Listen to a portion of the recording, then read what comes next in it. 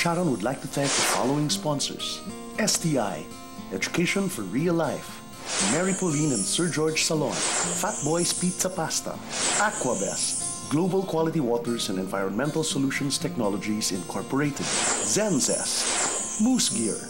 Kapag may kasiyahan at handaan, kasama lagi ang Happy Fiesta. Masarap at abot kaya. Happy Fiesta! Do you want to have flawless white skin? Try KB Glutathione Activator plus NAC with Rose Hips sa KB Glowing Ka. Dr. Reynaldo Carpio of Grand Monaco Homes. Sa Grand Monaco, tutulungan kang magkabahay. Thank you to Piñacolina Resort, your affordable Tagaytay hideaway. Malunggay Life Oil. Subukan ang purong katas ng balunggay. Blims Furniture. Patso. Boardwalk. Nakakatuwa mag-usap pag ang kausap mo, kaibigan mo talaga. Umaapaw ang mga puso namin sa pasasalamat para po sa lahat ng mga kapatid nating walang sawang sumusuporta sa atin. Lalo na po sa ating Facebook, Twitter at website.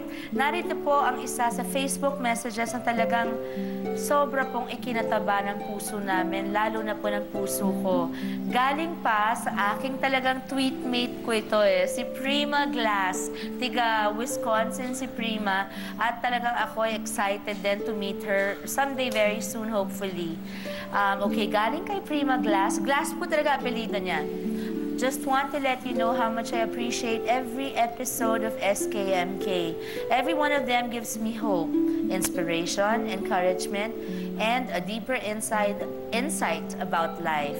I'm a busy mom, full-time educator, and graduate student. But in spite of my busy schedule, I make sure I watch Sharon Kasama Mo Kapatid. Thank you so much, Ate Sharon Cuneta, and everyone who works so hard to produce this show. At isang tula. Ito po, isang tula ang kanyang ginawa para sa akin. Narito ang ilang bahagi ng nasabing tula. Mahaba sana, ang ganda sana, kaya lang mahaba. At English pa, parang ang hirap. What's the meaning of that? Tumultuous? Sige, try mo. Tumultuous oceans. Thunderous. Ano yun? Ano yung una? Tumultuous. What's that? Okay, I will read it na lang and then explain to you, okay? Tumultuous oceans, thunderous waves, forlorn sailors gripped with horror of early graves. But oh, like a lighthouse, visible from a distance, Sharon Kasama Mo Kapatid offered another chance. Ibig sabihin nun, parang tingin mo parang magulo na. Parang sa ocean, di ba, yung waves, ganyan. Tapos medyo tumultuous, malikot na. Hindi mo na ma-predict, wala ng control. Parang wala ka ng pag-asa. Nawawala ka sa gitna ng dagat.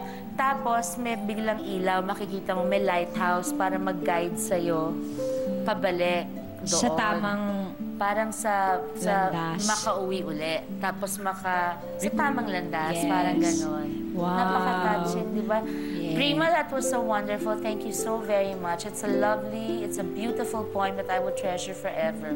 At para po sa iba pa sa inyong mga kapatid na gusto din pong magbahagi ng inyong mga thoughts. And yes, maging ang mga tula o storya po ng inyong buhay. Or letter sa akin, sa amin, pati po kay Rufa May. Just like our Facebook page. Please like. I always say just like. Please like our Facebook page, Sharon Kasama Mo Kapatid, or follow us on Twitter at Sharon Kasama Mo. You can also follow my personal Twitter account at Sharon_Cuneta12. At pwede nyo rin pong ipadala ang mga life stories nyo.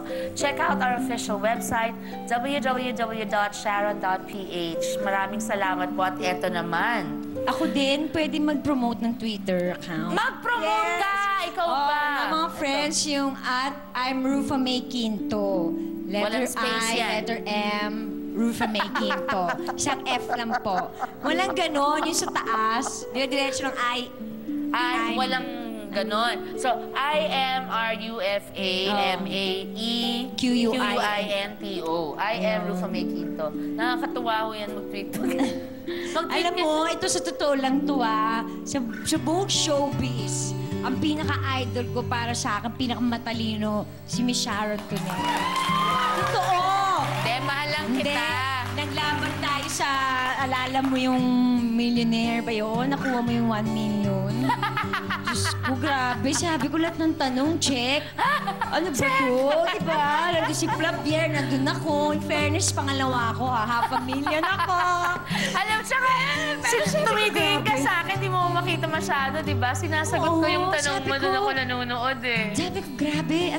Tapos hindi pa yun, parang nag-Christmas party na naman. Ang hirap po ng sumali tanong, ako ha? ulit sa Who Wants to be a Millionaire ni Dito. Bossing. Hindi, ito yung si kay Christopher pa. Oo. Ikaw, from nanalo noon, ulit ako. Sabi ko, ano ba to? Encyclopedia yata to. Hindi, totoo. Sabi ko, Minsan. totoo pala. Hindi lang dramatic, yung galing sa drama, sa ano. Thank you. Ang talino talaga. So, sabi ko, the pinaka-genius para sa akin. Sobra ha? naman. Swear. Thank you, Ruth. Hindi, totoo. Kasi yung mga tanong tungkol sa mga, kailan daw nagka-sports weather o kailan nag-snow sa Wisconsin or ano. Pero mo kung anong date, 1958, mga gano'n. Paano, ano ba yun? Hindi, I Inaaral mo? swear, yung mga huling tanong ng dalawang pagsali ko, hula lang talaga. Nandun kayo, di ba? Yung iba sa inyo nandun.